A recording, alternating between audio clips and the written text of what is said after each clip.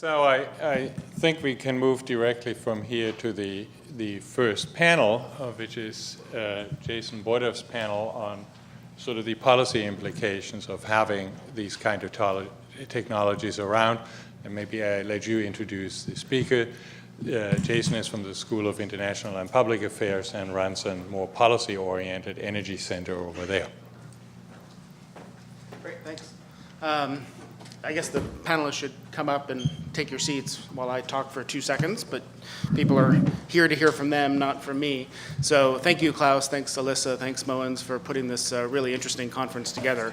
My name's Jason Bordoff. I joined the faculty at Columbia School of International Public Affairs about just over a year ago and founded and direct the Center on Global Energy Policy at Columbia, whose mission is to improve the quality of energy policy and energy dialogue through objective and rigorous and accessible and understandable policy analysis and public events and convenings and private roundtables and all the rest to help inform the policy conversation that's going on, drawing on lots of the world-class leading academic research being done at a place like Columbia, particularly at the intersection of economics, geopolitics, and energy, which is where I worked in government. So I joined Columbia from the White House, where I had served as energy advisor to President Obama at the National Security Council, and before that, one or two other offices inside the White House. And you know, in DC, the policy conversation, I think, is primarily focused on emissions abatement, understandably and rightfully so. Lots of conversation on cap and trade legislation for a while, and increasingly now on use of the Clean Air Act to regulate emissions from our power sector, particularly coal plants. Over the last couple of years, we've seen a rise in the serious discussion in the policy setting about adaptation and how one thinks about that from a policy standpoint. Little dipping of the toe in the water on geoengineering, but I think that's still somewhat controversial, and I still recall my colleague John Holdren sort of attracting some criticism when he brought it up when he first joined the administration. And the emissions abatement discussion, you know, covers carbon capture and storage. I think air capture, maybe not as much, except in the context of sort of offset programs for cap and trade or something. So, and you know, I think sadly, given the reasons we may have to be pessimistic that nations around the world will do what needs to be done to avoid the potentially severe impacts of climate change, we will increasingly be talking about those sorts of backstops and what the role of technology like air capture can be, either natural air capture, like reforestation, or man-made and industrial air capture. And so it's not the area of my sort of day-to-day work, so I'm really pleased to have been invited to be here because I'm looking forward to learning a lot, interested in understanding the state of the technology around air capture, the costs, and particularly the policy drivers. So I'm most interested in sort of, once we think we know what the technology solution might look like, what do we do about it and how do we get there? So, you know, we saw Moens put up on the slide, we can do it, so let's do it. That alone tends not to achieve the desired result. And the question is, what are the drivers that's going to actually make this commercially viable and attract investment? And the 2 to 6% of GNP might not be like the selling point you want to go into the policy conversation with, given how I think people might react to that. It is affordable relative to probably what the costs of climate change are, but people use the word affordable in different ways. So really the question is, you know, what's the driver, how are we going to bring this about, and why are people in the commercial marketplace or governments going to put money into this? And so that's sort of what I mean, particularly when we talk about policy toward climate change, the conversation is often we have no idea what the right solution is, nor do we need to know. You put a price on carbon, you invest in R&D, given the well-known market failures there, and you sort of let the marketplace figure out what the cheapest way is to find abatement opportunities. But air capture is different, and there are different policy issues that come up with it. And if we're talking about air capture, we may well be talking about a world in which we've missed the chance to actually do that sort of emissions abatement, and we're trying to now reverse damage that's been done. And the question is, how do you design policy to do that? And are you actually depending on private firms, or do we think the scale that's required is really, these are going to be large government programs? So I'm interested to learn about all of that today, and we really have a great panel to help us understand it all. Scott Barrett is the Lenfest Earth Institute Professor of Natural Resource Economics at Columbia. I'm not going to read his whole bio because everybody has their bios in their little booklets, and you can do that. That'll be a better use of time. But his research focuses on institutions like norms, customary law, resolutions, treaties, and how they can be used to promote international cooperation on issues like climate change, and is the author of books and countless peer-reviewed journal articles, and is really one of the leaders in the field looking at all of this. Steve Smith from the Stamford Center for Innovation has over 30 years of experience as a senior executive, founding, operating, advising, and investing in a diverse set of businesses in technology and media, and energy and life sciences and financial services, really across the board. He has worked closely with a host of leading companies, GE, ABB, Siemens, Nike, as well as financial firms like Pegasus Capital, and so brings a really useful and important perspective to this discussion. And then Chris Cavanagh from the National Grid is the principal project manager in the customer and business strategy team at National Grid, responsible for implementing a process for the development of new electric and gas technologies for customers to support the National Grid's goals, and he's been there for about 25 years working in product development at National Grid and its predecessor companies, and so that'll be a really important and valuable perspective to hear as well. And most importantly, I need to get him together with my 6-year-old, because I see he judged the New York City first robotics competition, which is like, we have to get him together with him. So I don't know if the slides are up in a particular order for, does it matter how we go? Can we just go this way? Okay. Do you want to start with Scott? Okay. Thank you very much.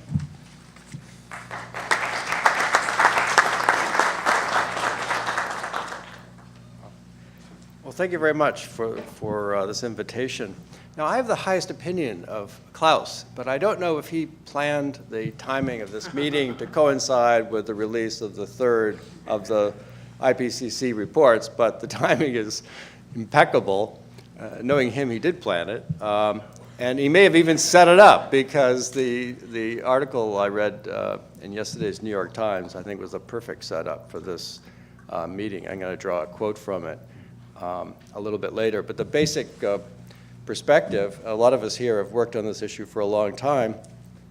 Now, in the old days, I'm thinking the early 1990s, economists like me, although I'd never said this myself, but economists said, well, this is a problem that is very long-term, and we don't need to panic.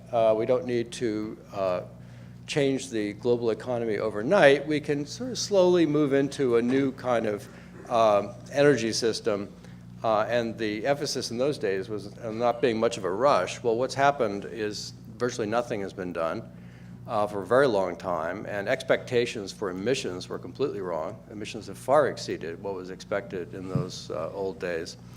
And although we've had more diplomatic activity devoted to addressing climate change than any issue in human history, all of that has just resulted in a lot of air miles and not a lot of emission abatement. So what I want to do, so this is setting us up for why we need to consider and take seriously this technology of air capture. And what I want to do is put this topic into some bigger kind of picture.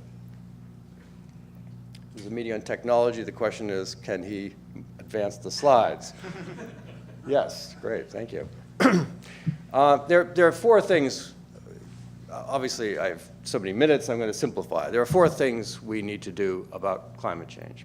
The first, of course, is reduce emissions. This is where the emphasis has been from the very beginning, well, actually not from the very beginning, but I may come back to that later, but from about the late 1980s, the focus has been on how we need to reduce emissions. The second is adaptation, which started to attract attention around the mid-1990s, and interest in adaptation has only increased over time. Of course, the main reason for that is that virtually nothing has been done to reduce emissions. The third, Jason mentioned, geoengineering, climate engineering. It has different names. It stimulates a lot of excitement because it verges on a kind of science fiction image of what the future may be like, where we may counteract or attempt to counteract the effects of rising temperatures due to increasing concentrations of greenhouse gases by throwing reflective particles into the stratosphere to cool the planet. I'll come back to that briefly. And finally, air capture. I think of all of these approaches, the one that up to yesterday's New York Times has received the least amount of attention is air capture. But as I'm going to explain, I think it plays an important role and will, over time, increasingly play a more important role. This is just very, very brief, but there are different options for air capture. This is not meant to be exhaustive. But basically, there are some, as Jason mentioned, there are some approaches that would involve changes in land use, forestry, and the like. There are some opportunities for that, and some of those may even be low in cost. But the problem is, the more we do of that, you're limiting the amount that can be done in the future, and the cost will keep going up. So this forestry option by itself will not suffice to address the huge scale of this challenge. Ocean fertilization has attracted a lot of attention and some experimentation. The costs, I got this from a phone call many years ago, by the way, the $5 figure. I have no idea if it's right. There's a lot of controversy, as you probably know, about whether this should ever be done and whether it would even be effective at all. But even if it were done and even if it were somewhat effective, it's still, the scale is limited. It's not big enough to address the kinds of challenges mentioned in the latest IPCC report. Then there's an option of growing and then burning biomass and capturing the CO2 to remove CO2 through the atmosphere. Once again, because we're relying on the use of ecosystems, there's a limit to how far we can go with this. And finally, there's industrial, I'll call industrial air capture, which I think is really in a class of its own. And the main reason for that is its scale, for all intents and purposes for addressing this problem, can be treated as if it were almost unlimited. However, the range in cost here is huge, and this is something I want to come back to in my last slide. And generally speaking, I think a lot of people are thinking right now that the costs are likely to be very large. So this technology has a great potential. On the other hand, there's a kind of shadow over it because of the concern about cost. All right, I'm an economist. I don't always show economic slides, but I thought today I might. This picture, I think, is a representation for what makes air capture special. And that is, and Jason used the word, backstop technology. There is something different about this technology, and that is it's the only option we have for limiting concentrations, which is getting at the root cause of climate change, in potentially near limitless quantities. And you can think of it as a kind of a safety net. And you can think of the marginal cost, the cost of taking 1 more ton of CO2 out of the atmosphere, as being more or less constant. That's completely in contrast with the other approaches I mentioned to removing CO2 from the air and all the approaches that exist for reducing emissions. And you'll see here that the marginal cost, so again, that's the cost of reducing 1 more ton, is increasing until you get to this 100% level. That's as far as you can go with emission reductions. Now, I drew that arrow pushing out the slide a little bit to the right. That's using these other approaches to air capture. And the reason that the curve doesn't go any farther is because there are these scale limitations. And then the marginal cost at the top flat is a kind of a crude representation for how to think about air capture. And that's the backstop technology. And what you notice is that the marginal cost for air capture sails right past the 100% level. What you can do with air capture is you can reduce concentrations in the atmosphere more quickly than you could if you took that option off the table. So that is what's special about that. When you reduce emissions, you can only reduce the amount that you were going to emit. You can't do more than that. So these are, at the top here, the 4 columns, are the 4 different options for addressing climate change. And then there's different categories here I wanted to mention briefly of how to think about them. Do you need international cooperation? Well, for reducing emissions, yes. That's why we keep having these meetings. For all the other options, we don't really need it. Countries could act unilaterally to address these different options. Trade leakage. So this international system we have not only has to bring countries together to agree on how to reduce emissions, but it has to do that against the background of globalization. And the difficulty globalization poses is as some countries reduce emissions, comparative advantage will shift towards other countries, and emissions in those other countries will increase. There's a study, for example, that shows that the Kyoto Protocol did reduce the emissions of some of its parties, but it had no effect on global emissions. And the reason was that it was basically moving emissions around the planet, which of course the climate is indifferent to. But the other options have no direct connection to globalization in the same way, economic globalization in the same way as emission reductions. Then there are the spillovers. So if you reduce emissions, you're providing benefits. We're expecting these to be benefits on the whole for other countries. That's the plus sign.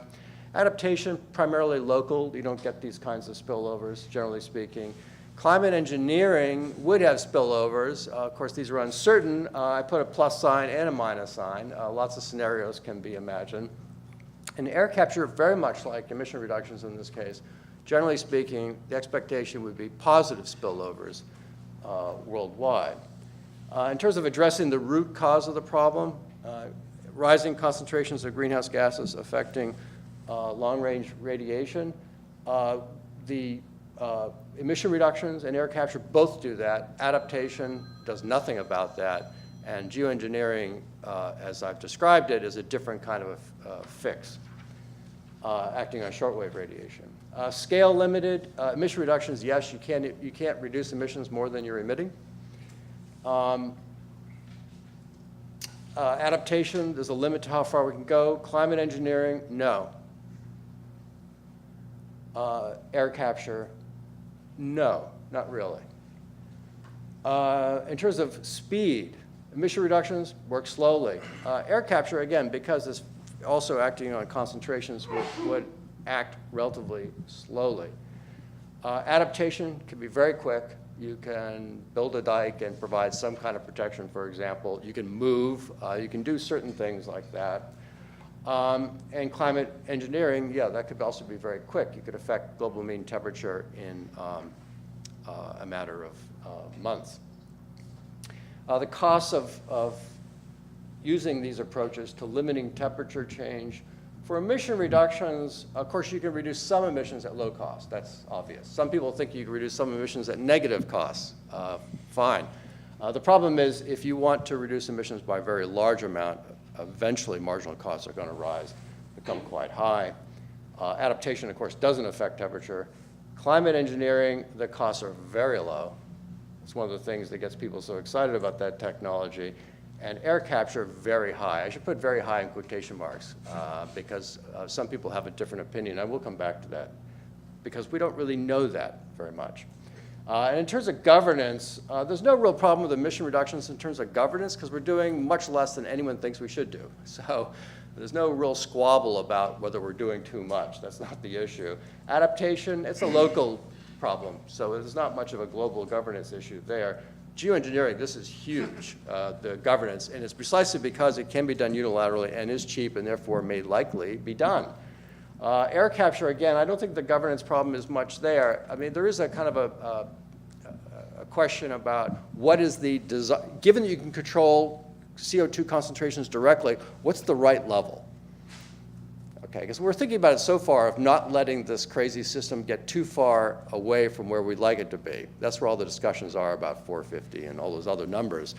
But with geoengineering, with air capture, technically we would be able to choose that level. There may be a slight governance issue, but it's of a completely different type than the geoengineering precisely because the costs are so high.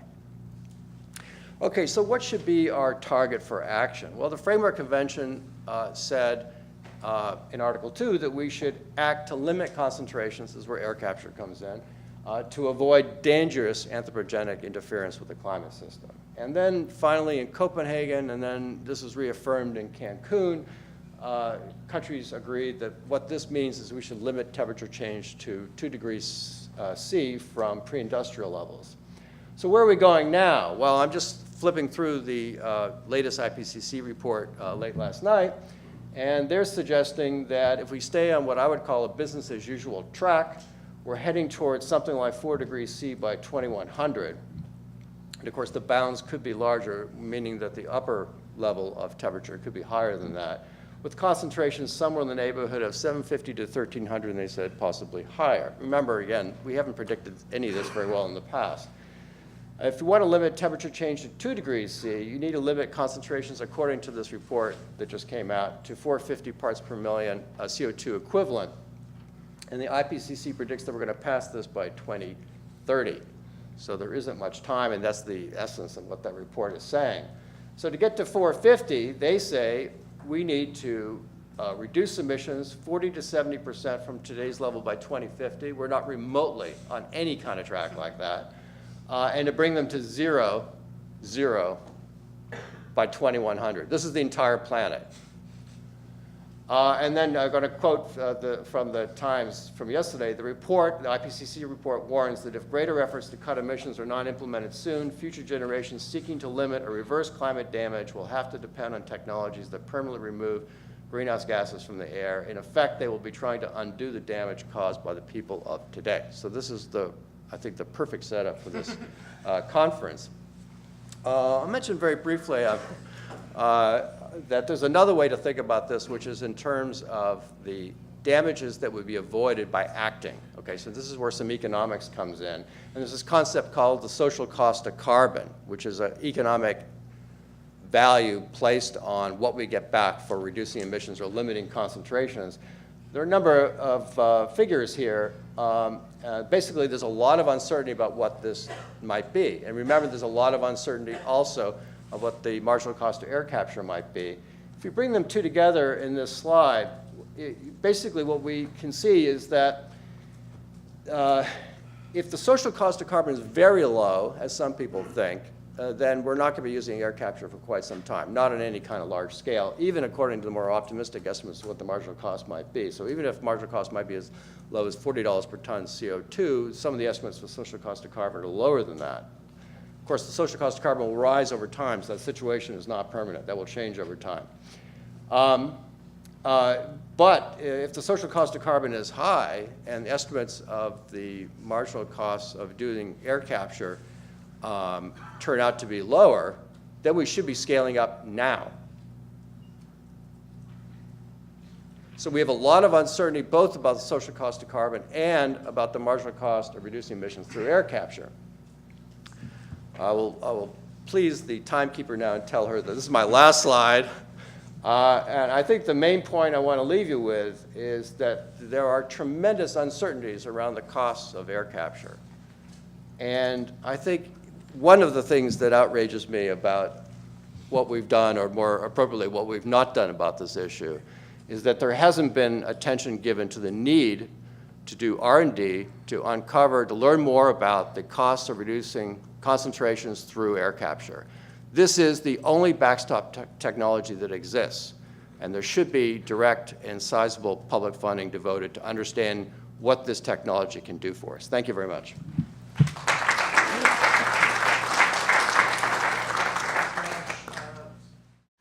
Well, I wanted to thank Klaus for inviting me to participate in this panel. I looked at the agenda and all of the various players that are talking today and over the next few days, and I noticed that I'm sort of an early adopter for a business, venture capital, private equity guy sitting in the mix amongst this illustrious group of technologists and scientists. And but I think I hopefully have some things to add to the discussion as we think about moving beyond the technology and beyond the R&D and start to find the business models that can really deploy this technology in the future. It's a very impressive conference. It's interesting to see how many different people are involved in the range of stuff. It reminds me a lot of some of the early days of the Delhi Sustainable Development Conference. I've been involved with Dr. Pachauri for probably the last 12 years as a member of his board at Terry, and working with him on things like that conference and the U.S.-India Clean Energy Conference. And in the early days, there were a lot of academics and technologists and policy people and not a lot of business people. So I think maybe, coming to this at this point in time, maybe we're at that part of the curve where the business side starts to overlay into the technology development, and we start to find some early ways to make this technology work and get deployed. it's obviously critical, with what Scott's just taken us through in terms of the lack of progress on the emissions front, which is very disappointing. For a number of years been involved in various mitigation efforts, and obviously we haven't made much progress there. That does obviously create a huge opportunity for carbon capture to be the solution. So I'm hoping that both we can do something good, but also do something that can also make money for people going forward. My background, I come out of a business background. I spent 6 years at Booz Allen as a strategy consultant, and then I mostly working on technology and global development. I was 14 years at GE, almost all of that with GE Capital, some of it in corporate development, and a lot of it building the technology investing practice at GE Equity. And so I've been investing from a strategic standpoint in technology for probably 20 years, and I tend to have a tendency to get excited about things sometimes a little early, but I understand a lot of the cycles, and I thought I'd talk a little bit today about the other elements that need to get put in place in order for the technology to actually find a sustainable footing. Most recently, I was at Pegasus Capital, and there I was responsible for Zero Base, which is a distributed power company. And I'll come back to that in a minute, but I think the strategic issues we went through thinking about distributed power are very similar to the kind of things that we think about on carbon capture, and I think there's some learnings from there. I mentioned I'm on the board of Terry. I'm also continued to do work for a couple of other entities that actually relate to this category. One is Nike, who has a huge vested interest in finding new sources of fiber. And I know when I first met Klaus, I got very focused on the 3 Fs, fuels, foods, and fibers, as things that could potentially be captured via the carbon capture technology. And I know that from my work at Nike, they're desperate to find solutions to move past things like cotton and oil-based polyester, which are clearly not sustainable platforms. And so whether they're looking at things like bamboo and algae-formed fibers, or whether they're looking at sort of natural gas-based polyester, if they could pull CO2 out of the air and make fibers out of it, they truly could live up to their Nike Air branding. So that's something I'd love to see. On the global good side, this is a fund that's backed by Bill Gates. It's the technology arm of the Gates Foundation. It's very focused on agricultural productivity, food security, and of course something where you could actually tap carbon and start to transform that into a food source, or whether you're using that CO2 for acceleration of food development in greenhouses. These are another areas I think have tremendous interest. And so those are just some of the sources of strategic capital out there that are really aching for solutions, and probably would be the kind of people that would fund the bridging from the lab to full-scale commercialization. I mentioned at Pegasus I was involved with Zero Base. Zero Base basically was a design and integration company that curated the technology supply chain of renewable energy. So they did not make batteries or solar panels or diesel generators or any of those elements, but they brought them together with power management technology to provide solutions. But the other element of what they did is they worked around the design integration requirements of the downstream vertical customer. So that could be the military, that could be a cell tower, that could be a village. And they basically were incorporating systems that were power, but they were powering up an application. And I think that we will move into that stage of development with carbon capture, particularly on the distributed, smaller scale elements. So I'll come back to that in a second. To me, the general presence of CO2 globally has both a sort of a social justice element to it and an opportunity for everybody to play in the game, which is different than most other technologies in the world. So, really every country could look forward to participating and generating some security around some of these elements, whether it be food, fibers, or fuels. And I think that's a different element and an exciting element, which gives rise to the fact that there could be tremendous scale realized. And obviously, unless we can get to tremendous scale, we're not going to be able to make much of an impact on the whole emission side. The other thing that I think is very interesting about this is the whole scheme of co-location with renewables and the ability to tap into solar or wind or perhaps nuclear and really drive that conversion sort of at the point of production and really get away from a world where you're building large-scale transmission and distribution. And I think that's a sort of a fundamental design point that excites me and makes sense to me, and where I think is most of the business models that we're beginning to look at. You know, as we move forward, I think the first step that is critical to do is to harness the IP into a centralized vehicle. It's critical that the people that are creating the technologies are able to realize upside and benefit from their hard work and their innovation.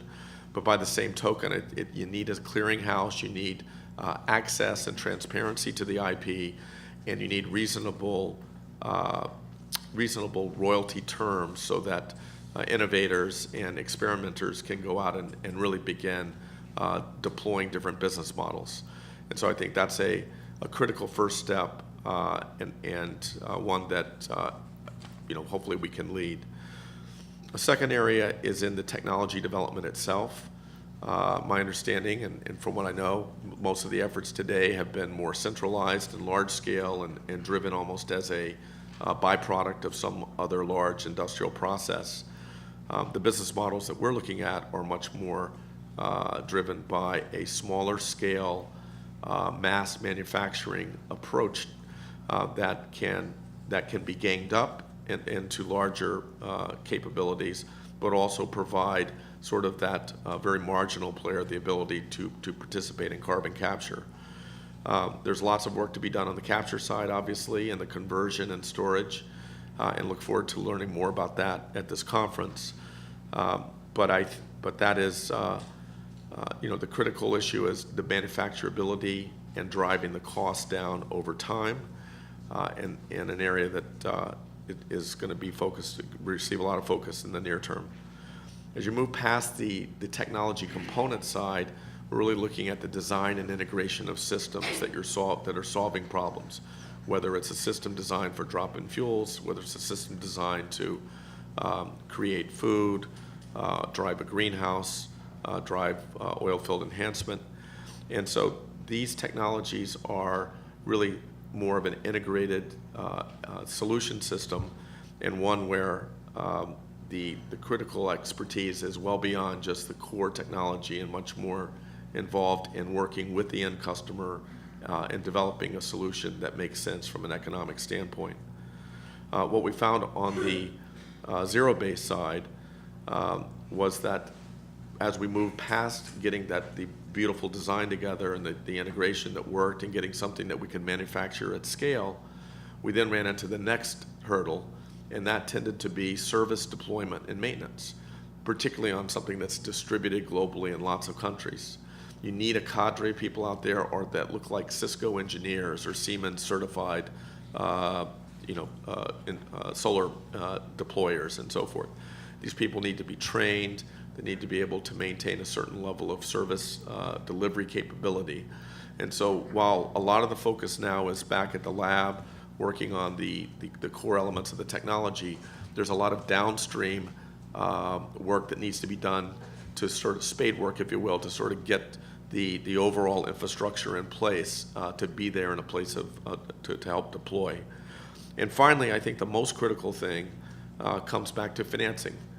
Being able to tap into balance sheets like GE or Siemens, people who are used to taking CapEx situations and turning them into OpEx is the thing that will help accelerate. We've been talking to some of Klaus's friends in the greenhouse arena, and I know one of the real opportunities there with entrepreneurs is people want to get into the business of urban farming and things of that nature. They need to be able to deploy capital and start working. A lot of these folks don't have the capital to launch their own initiatives. And so harnessing that risk capital and getting it in place to underwrite the deployment of the asset for a solution is a absolutely essential element to the overall success. I don't know a lot about the policy side, certainly not an expert there. We do have our U.S.-India Clean Energy Conference coming up this September, and I hope that carbon capture is a component of that. Clearly we'd like to see a world where carbon is priced properly, and I think in a level playing field we obviously could accelerate our ability to get to market.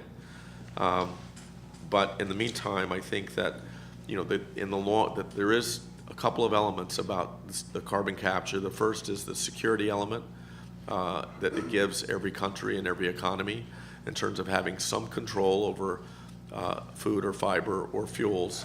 And I think that is a important strategic element, and one that will probably allow carbon capture to come to market in places at a premium price once it gets within shouting distance of true economic parity. And the other is, I think there is some natural premium markets where people will pay a premium for items that are produced out of a process like this. In the long run, though, I think strategics, it's time for them to be at the table. And I think that getting strategic support around these various vertical applications is essential. And I look forward to trying to help that happen, and also bringing more risk capital and private capital money to the various business model formations. Thank you very much. Thanks.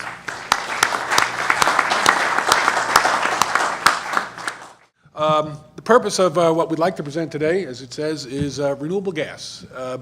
We believe that this is a technology and an approach that can play an important role in closing the carbon gap in the carbon cycle, and it's something that's been around for a while. It's been around for a while, but it's always been thought of as sort of an economic enhancement for municipalities, and we think now it should be looked at from a carbon perspective.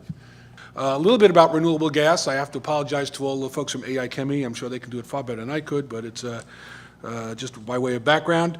An example project right here in the city, just a few miles, the other end of the M60 bus, which actually you'll talk a little bit about that, and then how it fits into maybe a broader strategy, and then some, including the potential for zero net energy buildings, and then obviously we'll hit on some conclusions.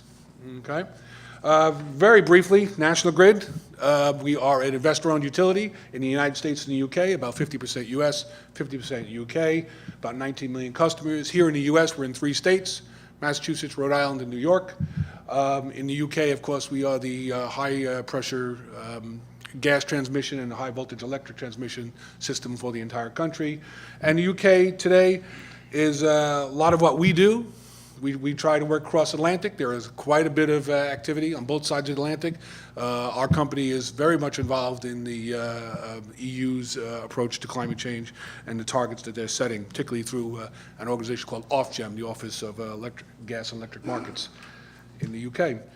Very briefly here in the US, in New York State, of course, where we are now, we're about 60, New York represents about 60% of our business here in the U.S. Again, gas and electric utilities. Here in this city, we are a major natural gas supplier. Upstate, of course, we are a electric distribution company and transmission company. Okay, moving on from that. All right, so renewable natural gas. Just by way of terminology, what we're talking about here is pipeline quality gas that is derived from any manner of biomass that is injected directly into the distribution network. Now, this has been done all over the country. This is not really a new thing, but it's not generally been done at the local distribution level. There are a lot of projects out there you'll hear about that have been around. We built the Staten Island landfill in the 80s, and that's operating today by the New York City Department of Sanitation. But I think the point here is that this is there are a lot of these technologies are here and now and are very close to economic. The sources of biomass that you all know better than I do, wastewater treatment plants, landfills, livestock, manure, solid waste, agriculture residues, and et cetera. And again, it's important to note that the carbon we're talking about here, that we're talking about using and putting to beneficial use is carbon that's already in the cycle. What we're doing here is preventing and keeping the gas and the fossil fuels in the ground. By using this, we're keeping that in the ground and making beneficial use of carbon that is already in the atmosphere. We're talking about gas that is interchangeable with conventional gas. So this is just like solar electricity is interchangeable with regular electricity. so too is this, okay? And, the other slide, all righty. Okay. So there are two general categories. Again, forgive me for oversimplifying, particularly for the chemical engineers in the group, but we're basically talking about broad categories are anaerobic digestion and, of course, thermal gasification. High moisture materials can be produce natural gas or methane in a through anaerobic digestion and through the use of microorganisms in a treatment system. Commercially available and in use today, and some of it actually occurring naturally, as we all know. Thermal gasification is a little more difficult. This is drier feedstocks, the woods and that sort of thing. Of course, the challenge for us is that you'll see the bulk of the potential is in the drier, low moisture feedstocks. Again, this is really broken down by a variety of processes of thermal destruction and so forth. It's a proven technology, but it's to be economic, it's got a little ways to go yet. All right, that's good. Okay. We're on time. Okay. So why do we think this should be considered? Why do we think a group like this should think about something like this? This lowers greenhouse gas emissions because, again, we're offsetting the use of natural gas that's coming out of the ground. And in some instances, we're capturing methane that otherwise would have leaked directly into the atmosphere, landfills, for example. Right? Or in the case of wastewater treatment, what's coming up out of which is often sometimes just flared off. You'll see these sewage treatment plants with these flares, blazing away. Leverages the existing natural gas network. It helps us, of course, support the expansion and improvement and the upgrading of that network. Stimulates, of course, the local economy. And it enhances the diversity of supply. Very important these days, as we saw with the polar vortex, the disruption in natural gas prices, not so much due to supply, but due to deliverability. Having more supply locally can make a big difference in flattening out some of the cost issues that you have to deal with. And this is a renewable source that doesn't have some of the intermittency challenges that you have, say, with solar and wind. Not that solar and wind are bad, not absolutely putting them down, but that's always been their challenge that our electric grids face. Okay? So, again, whoops. Okay, that's good. All right. So, again, we're talking about natural gas here. This is natural gas that is produced from waste materials. It's natural gas that is usable right now in appliances. So the project we're going to do soon, that we'll hear about here at Newtown Creek, is going to produce renewable gas that's not going to be put into a pipeline and blended with zillions of cubic feet of other gas. This is what's going to come out of people's stove in Brooklyn and Queens, and it's also usable in transportation. 20% of new transit buses today are compressed natural gas. 20% of new buses that are sold today. Again, as I mentioned, this is not something that's totally new, but it's being looked at now from a very different perspective, from the carbon perspective. Staten Island landfill, again, we did in the 80s, was done more from an economic perspective to generate revenue for the city of New York. So we have undertaken, for our company first, and then we led an effort with the American Gas Association through an effort called the American Gas Foundation to come up with what is the real potential out there. The real potential, how much of this is there possible? So the Gas Technology Institute was commissioned to do a very extensive study that went through every feedstock. I can tell you this spreadsheet is many dozens of cells long and wide.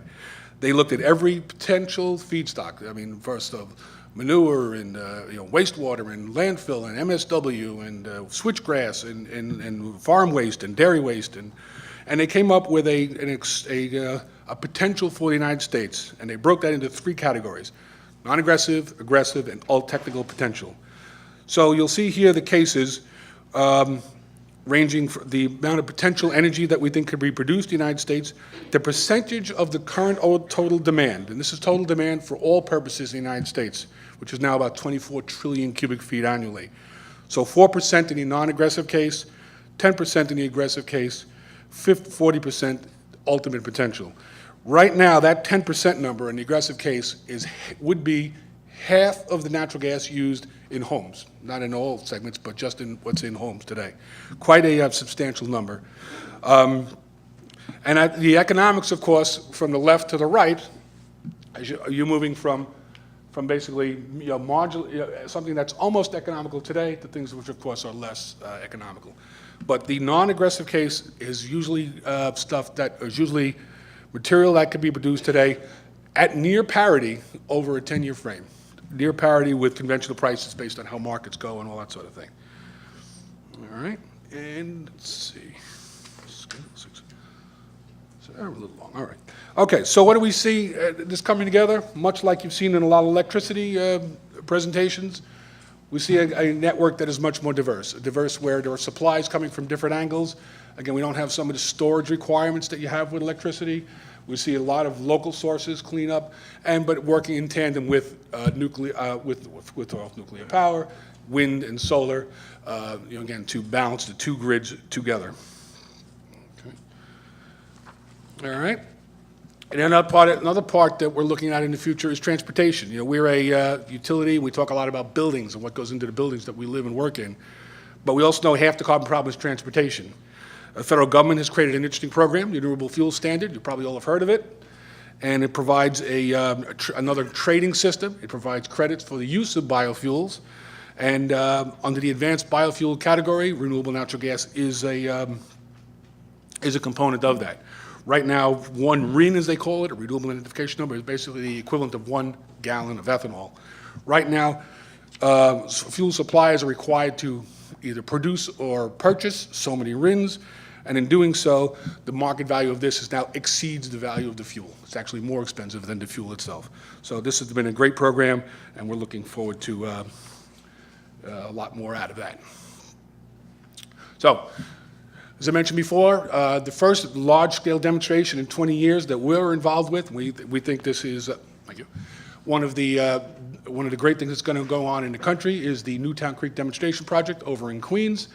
It will is the largest wastewater treatment plant in New York City, and this will be taking again basically all of the methane produced and injecting directly in the pipeline. And with that, we have a little video from our friends in New York City government, and that should be about 2 minutes. Biogas, which is mostly methane, is a byproduct of the wastewater treatment process. Methane is also the main component of natural gas. Waste Management has begun delivering pre-processed organic food waste to the Newtown Creek wastewater treatment plant, where it is added to wastewater sludge to increase the production of biogas. Now, the way that it works is the Department of Sanitation right now is working with the Department of Education to collect food waste from its cafeterias from a number of the schools around the city. And the schools that are participating in that program in Brooklyn, that waste is being brought to our partner, Waste Management's facility, only a few blocks away from the plant here, and being pre-processed into what we call a bioslurry. That bioslurry is a consistent product now that can be brought over to Newtown Creek Wastewater Treatment Plant and introduced into our digesters in a very consistent manner. In addition, a first-of-its-kind project with National Grid will convert the biogas byproduct into pipeline-quality renewable natural gas for residential and commercial use. On a daily basis, the plant generates about 3 million cubic feet of methane gas from just the sewage sludge alone. And we're anticipating an increase in that digester methane capacity because of this additional food slurry. We use presently about half of it on a daily basis to heat the boilers that run the hot water for the digesters and the domestic heat to make the buildings warm and air conditioning during the summertime.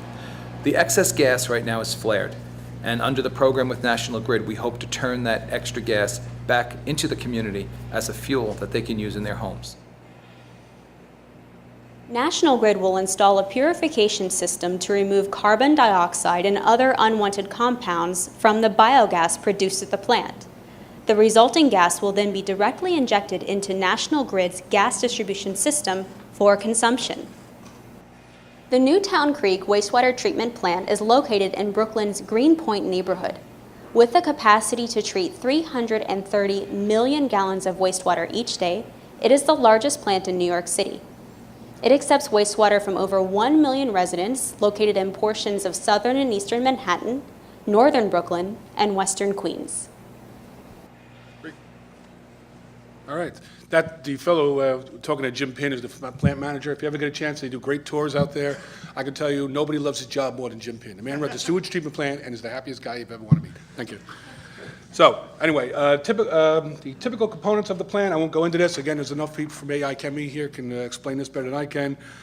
Basically, we're taking the effluent gas, removing some of the volatile organics, and then using primarily pressure swing absorption technology, which is something I think you folks know quite a bit about in this conference, to remove the carbon dioxide. And no plans to capture that carbon dioxide now, but maybe that's something we should think about going forward. It's again, a simplified process, just a simplified flow diagram. Basically, the PSA system is, again, in multiple stages, successfully removing volatile organics with membrane technology, and of course the pressurization and depressurization of the vessels, and then basically providing the pure CO2 out within renewable gas at basically 98% methane going out. And where does this all go? This is my favorite slide. I won't spend too much time on it, but we'll talk a lot about renewable gas. It's part of a solution. It's not a whole solution. If we're looking into the future, this is part of what we think is a strategy that involves zero net energy buildings, and this is one of the definitions from the National Renewable Energy Laboratory. To get to this type of a zero net carbon building, or I guess in this case you really want negative net carbon building, there are other enabling technologies. Fuel cell technologies, which has an interesting synthesis with this in the future. A lot of other electric renewable technologies, micro CHP and fuel cells, that particularly is the Ceres fuel cell in the UK. Japan is marketing these now. You can buy a home cogeneration system running on a PAM or solid oxide fuel cell now. Small renewables and energy storage, of course, is still going to be very important, both on the electric side as well as the thermal side. And that is a car, and there are a lot of folks, electrical engineers around this country who are gushing at the idea of having electric cars plugged in and batteries plugged into their grid at any one given time. Looking forward, what infrastructure is required? Big debate. Should it be gas? Should it be electric? Should it be both? Most people, particularly the UK, seem to think about the electric grid is the thing of the future. There are folks, though, who don't agree. There are folks, NRG, which is a major generating company, thinks the gas distribution network would be the only one going forward because you can do all these other things. The gas infrastructure, of course, someday in the future can transport CO2 from any of these technologies. And that is basically it. Thank you. And in conclusion, just by way of summary, energy is important. We start with the assumption that energy is necessary for the lifestyle that we have. It's not going away. It's need. But there are many ways to manage it. This is just one of the many things I think we talked about at conferences like this. We do need collaboration. We need collaboration and new thinking in regulatory and government. Energy can be clean. Scale, of course, is the challenge with anything we talk about. And we think that the gas utility is certainly not the dinosaur and certainly a big part of the solution going forward. That's it. Thank you. Thanks for those great presentations. So we have about 25 minutes left for questions. So I'll ask just a couple to get us going, and then we'll open it up. And Chris reminds me that I actually, in all seriousness, have had doing a tour of Newtown Creek high on my list of things to do in New York since I moved here, and just haven't gotten around to it. So this is a good reminder. But it's only like once a month. It's hard to schedule. You can explain to me how to do it. So let me just start with you for one or two points of clarification. I just want to understand on that. What you described the potential that the American Gas Foundation found, but today, what share of New York City's gas consumption comes from renewable gas? It's tiny. It's a few percentage points, basically just a Staten Island landfill. And to what extent is it driven, because it is in fact economic, and to what extent is it driven by policy? So you noted the renewable fuel standard. To what extent is a high RIN price necessary to make this economic? Or if the renewable fuel standard were gone tomorrow, would people be doing this anyway? Yeah, the first RIN deal it hasn't been done yet. The first RIN deal is an outfit called Clean Energy. You may have heard of them. They're the old T. Boone Pickens company. They are now negotiating the first deal between the Transit Authority and the Staten Island landfill. So we're really anxious to see how that works out and how it prices out. So the RINs have not yet had an effect because the advanced biofuel mandate has only just come in the last few years. But with the boom we have in shale gas and the Marcellus and everything, like this is still economically competitive gas, even without policy drivers. Yes, Newtown Creek will be, we believe, we don't know what prices are going to be, obviously, but based on the projections we have, it can be cost neutral over the next decade. Okay. And that's the kind of data that we provided to the Public Service Commission, because when we deal with the Public Service Commission, their mandate is protect customers' rates. That's their mission in life, unless till the legislature tells them otherwise.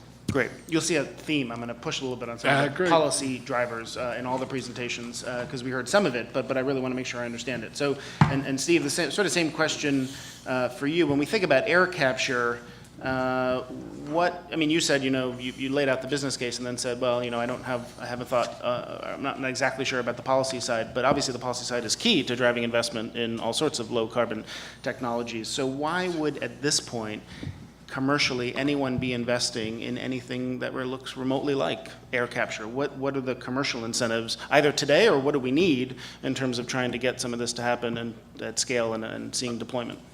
Well, I think you're looking for markets where it can be economically viable. And if you take something like the fuel side, there are places, for instance, in Europe where their combination of policies and in their normal fuels business creates a pretty high price and gives you sort of an umbrella under which you can kind of come in and compete, knowing that it'd be years before you probably could do the same thing here in the U.S. So I think it'll be a case-by-case, market-by-market basis, but we're looking for, I guess, the low-hanging fruit, the place where there is either such an extreme need without lack of, so you're in a market where there just isn't competition, or one where the market has policies in place already that sort of allow for that. But in terms of underwriting that on a larger scale, you have to be confident those policies are going to be in place for a foreseeable future. And that's not always the case. A lot of times the policies are ephemeral. Certainly here in the U.S. that's been the case, and a lot of people got caught in markets assuming they were going to continue forward. And I mean, just so as I listen to all of you talk, it sounds like when it comes to policy around air capture, there's certainly R&D that's needed because it's there's a lot we don't know and it's an early stage technology. But beyond that, it's not specific to air capture. It's put a price on carbon or regulate emissions, somehow deal with climate change and also international negotiations, make sure we have some international negotiated agreement on how we're going to approach this. But is there anything specific to air capture, Scott, from a policy standpoint, other than just let's push the R&D forward? Well, I think the R&D is a matter of urgency. I think that should be done now, and that's pretty clear, particularly bearing in mind that air capture has this unique role as a backstop technology.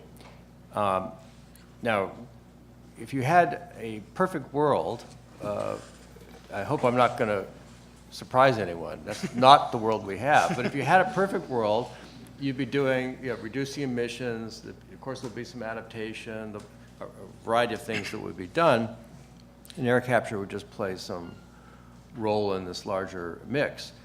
But in an imperfect world, and by that I mean a world in which we can actually explain why it is that we have these frequent, elaborate, large-scale conferences that lead to nothing, except, as I mentioned, air miles.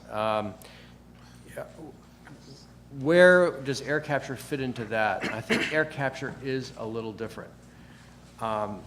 It's a little like the world cooperating to, well, Klaus has a talk later called a moonshot. Now, generally, am I right? I saw that in the program. A moonshot? Yeah. So generally speaking, I know some people say that the challenge of climate change is a bit like the Apollo program or the Manhattan Project, something like that. Now, from this ideal perspective, it's not like that. You actually need to transform technologies like the ones we just saw worldwide. I mean, just in a vast variety of types of technology.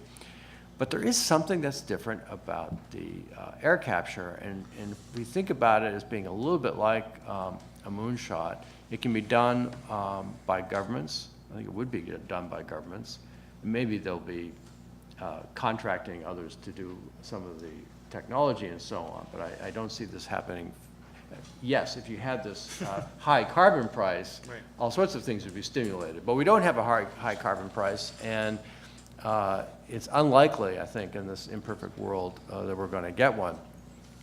But the air capture you can think of as being like a large project, and that's one of the things that makes it very different. And the world is actually pretty good at doing large projects. An example would be the Large Particle Collider or the research into nuclear fusion. The difference with air capture is that we don't know what its scale ought to be. Okay, but apart from that, it is like a large project, and therefore it's really an issue of getting countries to contribute money to pay for it. Paying for something is different than restructuring the entire global energy system. That is something that goes beyond anything we've ever attempted in human history. Large projects, however, they're much more, I think, within the realm of possibilities. So even though an efficient approach in the so-called ideal world would involve a huge variety of things that we'd be doing, all of which would come in at marginal cost, Right. something like the social cost of carbon, air capture not only is a backstop technology, but has this feature that I think puts it in a somewhat different class from some of the other approaches. More like a Manhattan Project, which raises the question of sort of what prompts Except for the scale. countries to do that, because as we know, as you said, countries can be good at big projects, but they don't sort of necessarily, policymakers don't preempt problems. They sometimes react to crises and what it's going to actually take to. We have one question along those lines from Twitter, because we are so multimedia and out with our technology, which is what it's going to take to see government subsidies to fund air capture the way we see for renewables or other things. But you're saying it's different than renewables. It's not about sort of technology. It is a large project and large scale investment. It's a large in it. project. Yeah. I say something about the Please. crisis. I think this is a very useful way to think about this issue. If you look, basically, this problem is asking us to be different than we are. Okay, it's asking our whole international system to be geared for something it's never had to do before, and that's why it's failing so badly. Now, we can see that coming. We know that we should be doing things differently, but we can't muster the changes needed to bring this about. And a lot of my research explains exactly why we do this. It's entirely predictable. Basically, what we're going to need to address a problem like this are completely new kinds of institutions. If you look historically at when our institutions change in dramatic ways, it's usually not in anticipation of crises. That's very rare. It's in reaction to crises. That's when we're willing to take measures we wouldn't have taken before. Now, with climate change, there, of course, is a good chance that we're going to experience major events, some of them over relatively short periods of time. Not Hollywood short periods of time, but shorter than some geologists are normally used to thinking of. And I think under those conditions, I think we would be willing to act. Now, then you have to ask, what will we do? And again, this goes back to the table I showed with these 4 different types of things. We're going to do all of them. I think in a crisis, there will be a temptation to want to use the quick fix, which will be the geoengineering you mentioned before. However, if you think long enough about geoengineering, at least as long as I have, I realize actually there are a lot of limitations to that approach, and it certainly isn't getting at the root cause of this problem. So I think ultimately one of the advantages that will fall back in a crisis on air capture is the ability to provide a kind of proper, as it were, remedy by getting at the root cause of the problem. And it's at that point in a crisis we'd be willing to do the reorganization and we would be willing to pay the price. What I think is ridiculous from today's perspective is that we haven't even made the investment to find out exactly what that price is. That's great, thank you. So let's, there are microphones here which suggest to me that people would, is the preference of the organizers that people come up to the microphones and stand in the aisle, and if people could step forward, we'll take questions, one on this side, one on this side, and go back and forth. I'm in a mic, so may I speak? Please. Okay. And if Vikram people Rao. could introduce themselves and keep their question to a very brief actual question. Not editorials, I understand. Vikram Rao, this question is to Steve. If an underpinning to any policy really is an economic argument. So one of the economic arguments you made is its social cost. And you saw a number, the Stern number is huge, and there are other numbers. Do you personally have a view, A, as to what that number might be in your view, okay? And so you're getting out there, you're putting yourself out there in your view. And the other is there credible research going on? Why, if not, why not, on funding the estimation of that? Now, I know it's not easy, because this is behavioral economics, God knows what it is. But is there research going on, and if not, why not? And that's it. I don't have any precision around a number like that at this point in time, so it's conceptual, not precise, and it does need to be understood. About 12 years ago, I did some work with Patrick Whitney at the Illinois Institute Technology School Design, and we had a couple of other people. C.K. Pralahad was working with us in San Petroda, and we were looking at the problem of slums in Mumbai, and the idea and the high social cost that came out of the environment in India from lack of education, from lack of access to water, from poor health, and sort of this infinitely climbing social cost that had ramifications for the budget, the balance of payments, the deficits, and the cost interest rates, and sort of this big economic overhang on India. And the question was, could you come in with some sort of low current subsidy structure and sort of upgrade sort of the basic housing to make sure people had a place to put their head at night and had access to kind of clean water and civil engineering and all that sort of stuff. And would that, in the long run, reduce social cost? So there's this idea of an ounce of prevention today would save a lot, even though it would take some capital up front. Never made it into government policy. I would say that like in real estate development in most of the big cities in India today, if you want to clear out a slum, you have to build some local housing. So there's a little bit of policy that's come through, but I don't think that kind of issue has ever been addressed. And so I think a lot of these things where it seems very common sense. It seems there just isn't the political will usually to make that happen. Going back to your question, it seems to me that when you underwrite a business model like this, there should be a price on carbon. If there's not going to be a price on carbon, can you deal with something like carbon capture in an as-if scenario, like there was a price on carbon specifically for that technology, and essentially provide a regime for 10 years, a period of investment horizon where you essentially underwrite a bit of that technology. It's really just trying to put it on a level playing field.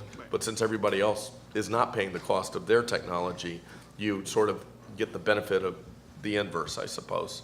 I'm sorry. So I think that clearly here there's long-term social good from this, and I think we have to find a way to start capturing that and bringing it back and making an investment, even if we're not making the global policy change. We can do more rifle shots on individual technologies like carbon capture. Great. Yeah, no, I just want to do our best to get through the people who are standing. So let's take a question here, and then we'll ask the panelists to try to keep their answers as brief as possible. Yeah, quick question for Chris. Are you actually looking at or thinking about closing the carbon cycle for the renewable natural gas by going for gas CCS? Yes. And what would it take to actually get that commercial in the US? I haven't looked at it at this particular project because I thought about that yesterday, and I saw and I wanted to look at the effluent, the tail gas from this, and would that be possible? Was it primarily CO2? It is not. It is not. There's nitrogen and other things in there. So I think you'd have some of the same cost challenges with CCS that you have with that from power plants and so forth. But yet, having said that, we are in the UK. We are engaged in a very large project with Scottish Power to test the injection of captured carbon into the old North Sea oil fields, I believe. That's what I heard. So that's, I guess I apologize for not having done that calculation before I came, but I think it's probably going to be a challenge, but worth looking at. Great. Please. Somebody, I think it was Jason, tossed out a number of 2% of GDP for successful greenhouse gas avoidance and mitigation, and then somebody, and I think it might have been Scott, said that that was a non-starter, completely impractical to talk about. Around. Maybe I have it. Okay. Anyway, that was all said. So it seems to me that 2% is about right. And furthermore, but I was just going to wonder, maybe Jason can translate for us. If you look at the social cost of carbon report that was issued by the White House, which you presumably had a hand in, what does 2% of GDP translate into in terms of dollars per ton of CO2? Can you just make that conversion for us so we know? Because if it's $40 per ton, then I don't see why that should be a non-starter. I don't know off the top of my head, but I can figure it out while we're taking the next Yeah, question. why don't you get back to us? The 2% number will come up again in my talk tomorrow. Okay. Over here. Okay, the same subject. Now, is it affordable or not? Some people, yeah, you said that it's not really regarded as affordable when you have 2%. Now, U.S. has, take this as this country as an example, U.S. has a military which has the purpose of protect the country and protect the interests around the world of U.S. Now, what's the cost of that in percent of GNP? And I think that would be a good basis for argumentation in general, not only in this country. So you know what is that? What is it? Yeah. It's certainly 2% of GDP. It's certainly, yeah, it's probably more. Do we know how much it is? I don't. So, Anyone have? I'm not sure. I mean, I think it's a truism. I mean, Yeah, it is a good basis, right? Okay. Yeah, go ahead. Let me just say, so, first of all, I did not say 2% was high or whatever. I did not say that. In fact, those numbers are calculated assuming that we reduce emissions pretty efficiently. I don't know what the marginal cost is. That's the number, Peter, you're looking for that corresponds to 2%. I don't know exactly what it is, but it's probably not far from the ballpark of something like $50 a ton. Maybe I guess, it's pure guess. I just wanted to give you some kind of number per ton CO2. Just a brief comment about the military, because, of course, there is the military-industrial complex, which is alive and very well, and we need a kind of air capture industrial complex, I guess, to counteract it. But I did want to just mention that the military in the United States, at least in some instances, plays the role of providing a public good, not only for the United States, but even for the broader world, in providing a measure of security for countries and allowing there to be freedom and so on. I'm not saying this applies to every single U.S. action. Don't take it that way. But as a general matter, there is this dimension to it. Now, addressing greenhouse gases, that's also a global public good. So you might ask the question a little bit differently than the one you posed. Well, if we can do the one, why can't we do the other? Well, then you have to look at the structural features of them that are slightly different. And that is that when you carry out something like deterrence or war, you actually are thinking about things as being a little like a project. And that was my point about air capture. Now, air capture, the scale is indeterminate. So there is some kind of issue there that's a little different.